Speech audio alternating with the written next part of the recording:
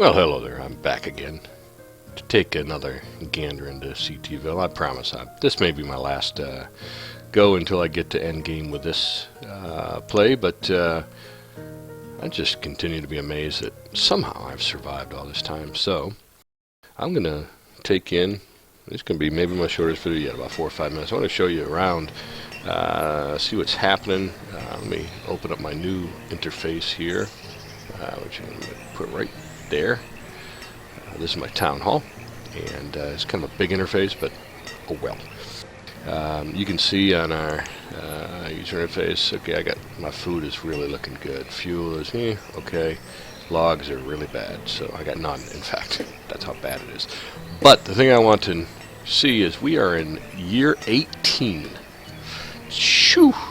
Year 18, and things have changed since year 13 when I last left you off here. A couple of things I want to note is I've spread out some things here. The center of CTville looks pretty much the same, but you can see over here by my quarry, one of the things I'm learning as I'm going is you want your workers to live as close to work as possible to maximize their efficiency. So instead of having them walk from their home, for example, let me show you what this looks like. In fact, one of the cool things about this game, I can take a look at what do we got? Sherilyn here. Sherilyn's 38. I can take a look at her paths. Okay, this is the path that she takes to get to work. So there you go. You can see that Sherilyn lives right here in this house, and this is the way she gets to work every day. So imagine the efficiency. So that means every time she gets hungry, every time she gets cold in the winter, she has to walk all the way back to her house, get warm, get some food, and then walk all the way back to work. So imagine if she lived in one of these not yet built but planned homes here. And the game, from what I understand, what I've been reading a little bit, the game does autocorrect, so people try to live as close to where they work as possible. So what I've decided is I'm building these little centers around. Let me shut down this paths. You can do that with any person in the game. You can see that I've got 47 citizens now, approaching my 50th. We are in early summertime of year 18. So as you see, I've got just a few citizens. I think I've only got 2 people working the mines now because my stone output is in pretty decent shape. I got 159 stone. So I'm in pretty decent shape. Also, the other thing is I built a storage stockpile right next to the mine because, again, when they'll pile the stuff out here and then eventually they'll take it and lug it over to this stockpile, which was my closest stockpile. So now instead, when they come out to lug it, they lug it from here just right over to here. So the beautiful thing about that is, again, it's about maximizing efficiency and getting your people to be as efficient as possible.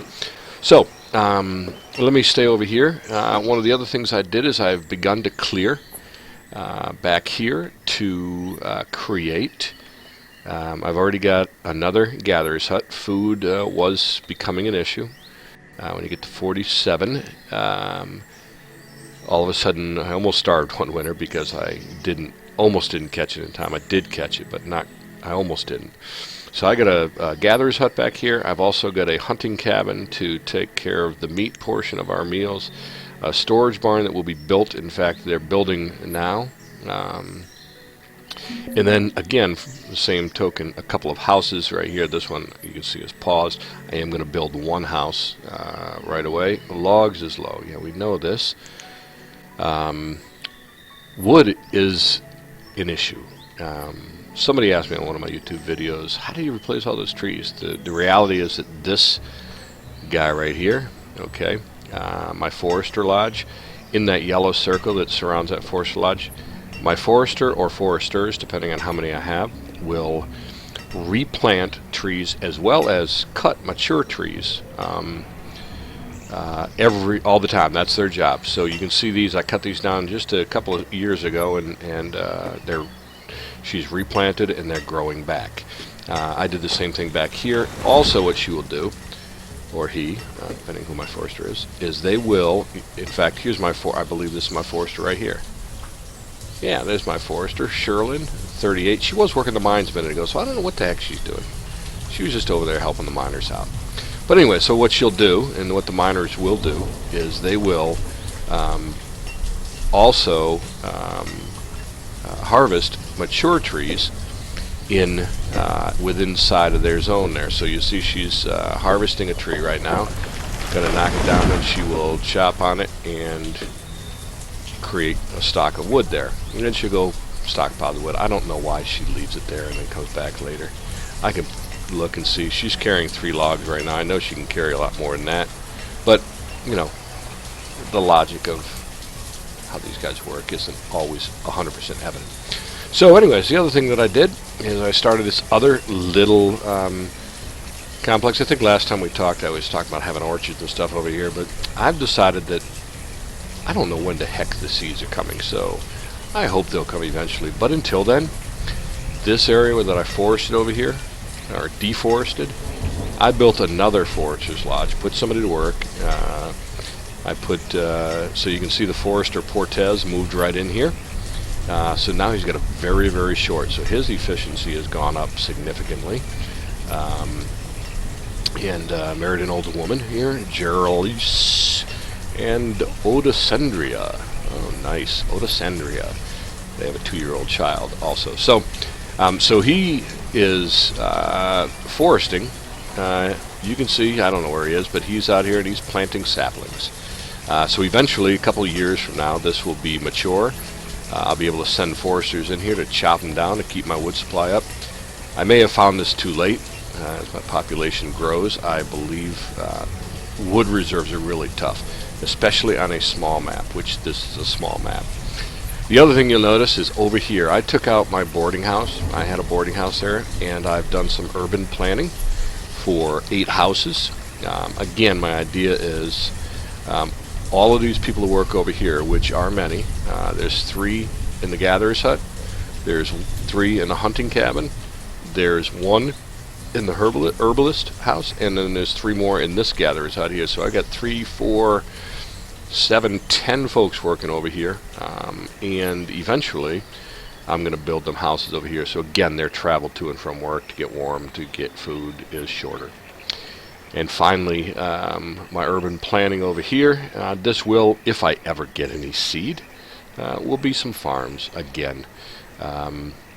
This has, when these guys forest somewhere, they leave behind the little immature trees like this. So what you see happening, I had actually forested this entire thing, deforested, but these were left behind as little saplings, and they're now growing and they're getting mature. And as you can see, I've ordered my guys to take these down. Again, storage right in the vicinity. I will have housing over here for my farms. I will have a storage barn over here for my farms. Again, this is all about efficiency. Some of the things I'm learning as I'm playing and watching guys working over here. Somebody will take out a rock here, and then they get hungry, and they walk all the way over here, walk back here, and then they live in this house back here. So they go all the way back there, get some food, then they walk all the way back over here. They cut 1 more stone, then they get cold, so they come all the way back. You get the idea. So I'm learning about efficiencies in the game. My population may pay for it. See, right now I probably need to take all of my builders off, because, man, I've got like, son of a gun. I got to cut some wood. Look at this. I got 0 wood. So I have got to get some guys, and really this is the only wood I have to be forested right now. So I'm going to do that before I say adios again. For now, I'm going to go ahead and chop this stuff. I want my laborers coming over here, so I'm gonna actually bump up the priority of this area. Okay, that will make this a first priority.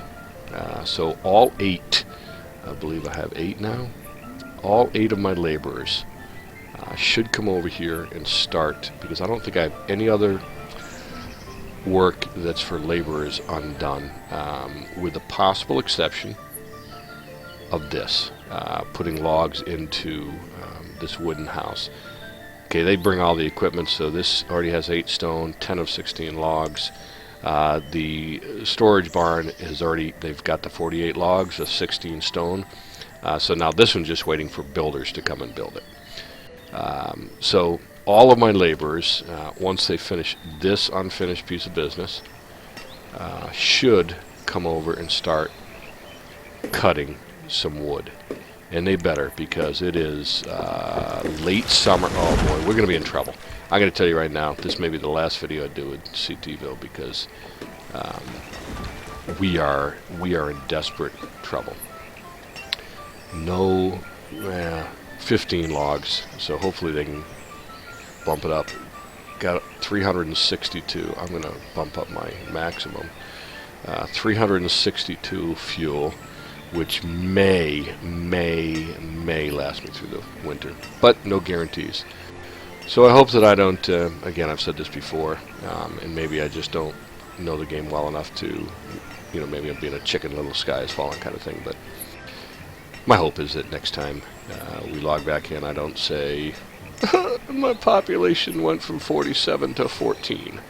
That would be a disaster. So, anyways, thought I'd catch you up on some of the things I've learned since Season 13 when I last left you. This is Season 18, late summer, getting ready to go through our 18th winter together as a town, and the town's demagogue is kind of learning what's going on. So hopefully I can make these guys survive.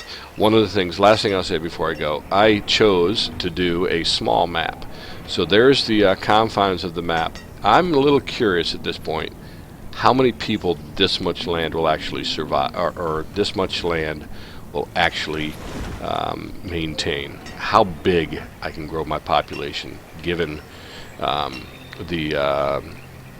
this size of territory. So I think that's going to be my end game with this, is find how big I can get my population before there's not enough trees to cut, because you need trees to gather herbs, to gather animals, to gather all that stuff. So it'll be interesting to see exactly how big my population can grow before it's just too small a piece of property to sustain them anymore. So that's about all from now. Just thought I'd catch up. I know a few people have been watching these videos, which is awesome. I never said this before in a video, but I'd love you to like the video and comment if you got a comment, or you have a question about the game you want to know. By all means, I will be glad to try to answer in the comments myself. If you haven't bought the game already, I highly recommend it. It's a great game. It's fun. It's town building mixed with survival, mixed with strategic thinking and all that kind of good stuff. So until next time, folks, this is CT, and this is CTville, surviving into its, coming up on its 19th year. So I want to say thank you, and you guys have an awesome day, and until next time from CTville, peace.